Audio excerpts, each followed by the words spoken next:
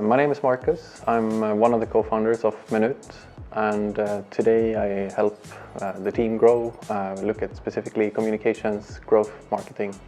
I met Nils, who's our CEO and the co-founder, through one of our existing investors. Nils had previously spent a long time at Apple. He left and then wanted to start something on his own. He was looking for people to join up. My background is in software, so that was something I contributed with early. And then we met Martin and Fredrik, who are both electrical engineers, know how to build hardware products. And the four of us flew to China about 4 years ago today. The problem we're trying to solve was really around the time when Airbnb was exploding. We saw a lot of people wanting to monitor their apartments where they were renting out their space to people like us. But there was at the same time a lot of horror stories coming up. So people spying on their guests, there were guests trashing apartments, and we had all this technology and it was like, hey, we can do this without invading on someone's privacy. So we put the sensor technology that we've been building and thinking of, we already knew we wanted to sort of work in the home, in the space of the home.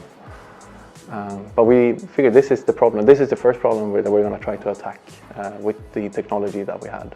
What we do differently is that rather than having a camera to see what's going on, we use a lot of different types of sensors to understand and pick out the important events that you might want to know about when you're not at home. So it could be, for example, when a window breaks, if there's an alarm going off, a fire alarm going off, or if there's people in the space. And if something like that happens, then we send you a notification so that you can take action on that.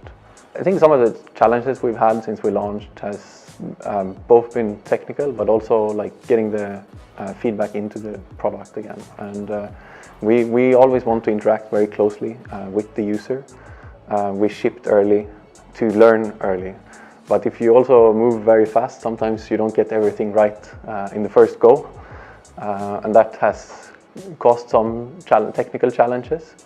Of course, we try to rectify that by coming back to the user afterwards with updates. We continuously update the product on a regular basis. Yeah, going forward, we're looking at home security in a broader context. We care a lot about the people inside the home itself. And I think there's a lot we can do there. We can both help people know their homes are okay, but we can also help people know the people inside the home are safe. So going forward, I think there's a lot of work we can do in terms of maybe insurance or elderly, how they feel and that they can live longer at home. So really broadening the concept of just not a shell of security, but also like really taking care of the people inside the homes. And the people around them. Since we started, we've tried to help new entrepreneurs also get started with building products. And I think it's become a lot easier today with products like Raspberry Pi chip, etc., to build and experiment on your ideas. Let's take your idea and build it into a prototype that you can actually put out there with users.